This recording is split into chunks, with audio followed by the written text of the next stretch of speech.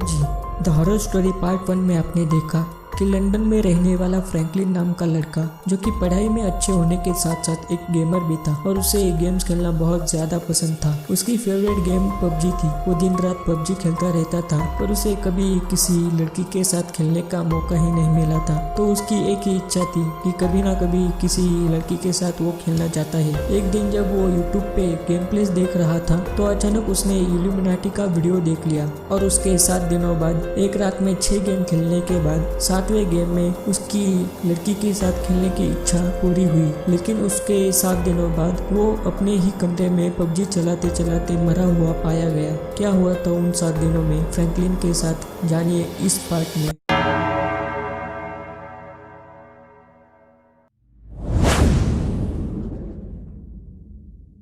Illuminati का video देखने के ठीक 7 दिनों बाद जब फ्रैंकलिन एक रात अपने कमरे में पबजी खेल रहा था और उसने 6 गेम्स पूरे कर लिए थे तो उसे एक बात याद आई। वो बात उसी इल्यूमिनाटी के वीडियो में बताई गई थी। वो बात थी कि इस दुनिया में बहुत सारे ऐसे लोग हैं जो बहुत कम समय में भी बहुत ज्यादा नाम कमा लेते हैं, लेकिन वो ऐसा कर कैसे सकते हैं? क्या आपको पता है? वो शैतान की पूजा करते हैं। इसके बदले शैतान उनकी हर एक ख्वाहिश पूरी कर देता है, पर उसके बदले में शैतान उन लोगों से उनकी रूह छीन लेता है और यही उनके सफलता का राज होता है। फ्रैंकलिन को जब ये बात याद आई तो उसने सोचा कि एक बार ट्राई करने में क्या हर्ज है। और उसी रात जब वो पबजी का 7वां गेम खेलने वाला था तो उसने आंखें बंद की और कहा, ए शैतान के देवता, मेरी एक बात सुन लो। मुझे इस गेम में किसी लड़की के साथ खिलवा दो। मैं तुम्हारी हर रोज पूजा करूंगा। पर फ्रैंकलिन ने ये बात मजे मजे में कही थी क्योंकि फ्रैंकलिन को वो बातें सब झूठ लगती थी। पर हैरानी की बात तो तब हुई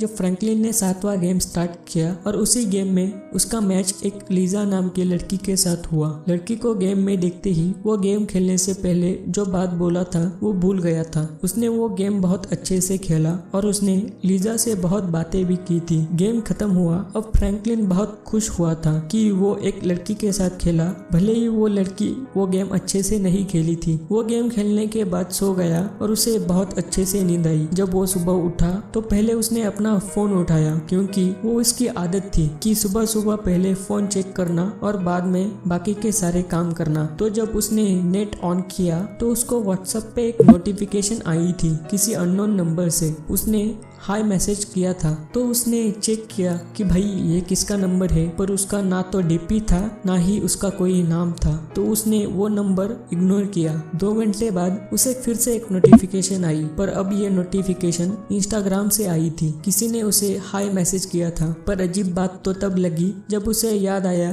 कि मेरा अकाउंट तो प्राइवेट है, फिर भी मुझे ये मैसेज कैसे आया, वो भी विदाउट माई परमिशन। उसने वो मैसेज डिलीट किया और उस अकाउंट को रिपोर्ट किया क्योंकि उसे लगा कि शायद कोई हैकर है। थोड़ी देर बाद फिर से उसे एक नोटिफिकेशन आई। वो फेसबुक से थी और उसमें भी हाय लिखा था। अब फ्रैंकलिन को कुछ समझ नहीं आ रहा था क्योंकि सुबह से उसको 3 बार अननोन पर्सन ने हाय मैसेज किया था और उसने तीनों को अपने अकाउंट से डिलीट कर दिया। उस रात 11:15 बजे जब वो अपने मोबाइल पे पबजी खेल रहा था तो उसकी गेम अचानक से बंद हुई और उसे एक साथ 3 नोटिफिकेशंस आई, वो भी 3 अलग अलग ऐप से, व्हाट्सएप, इंस्टाग्राम और फेसबुक से। और वो कोई मैसेज नहीं था, वो थी एक ऑडियो क्लिप। फ्रैंकलिन ने पहली ऑडियो क्लिप सुनी और वो थोड़ा सा डर गया था। बाद में उसने बाकी के दोनों ऑडियो क्लिप्स भी सुनी और उसके पसीने छूट गए। वो बहुत डर गया था। उस ऑडियो क्लिप में से कोई लड़की बोल रही थी और वो कह रही थी, हाय फ्रैंकलिन,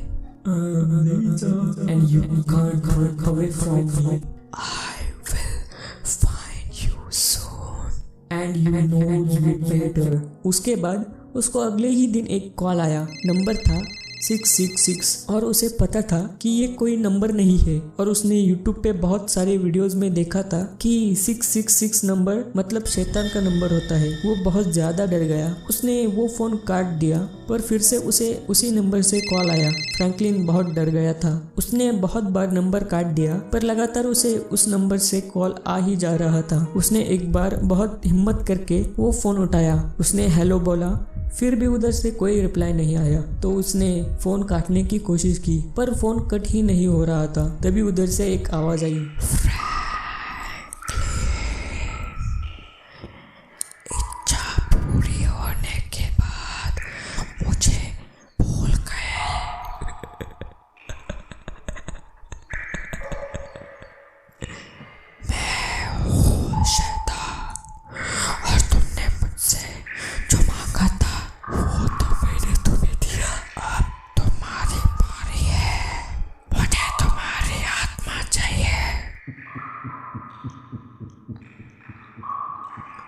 और फोन कट हो गया। फ्रैंकलिन इस फोन कॉल से बहुत डर चुका था।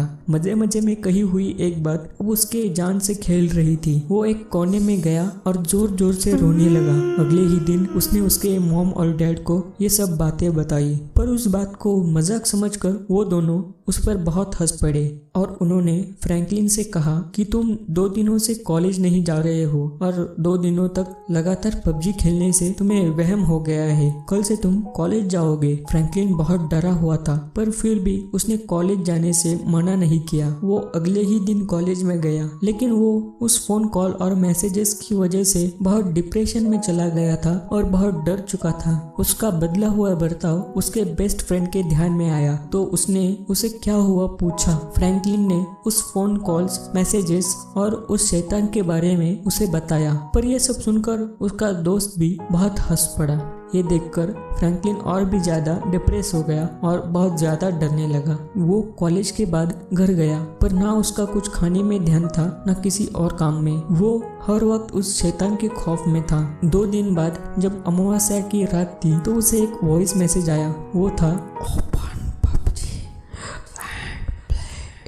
वो बहुत ज्यादा डर गया था। उसने पबजी ओपन ही नहीं किया, पर जब उसे एक और मैसेज आया तो उसने तुरंत पबजी ओपन की। वो था open PUBG, otherwise I will kill your parents and best friend। तो उसने पबजी ओपन किया।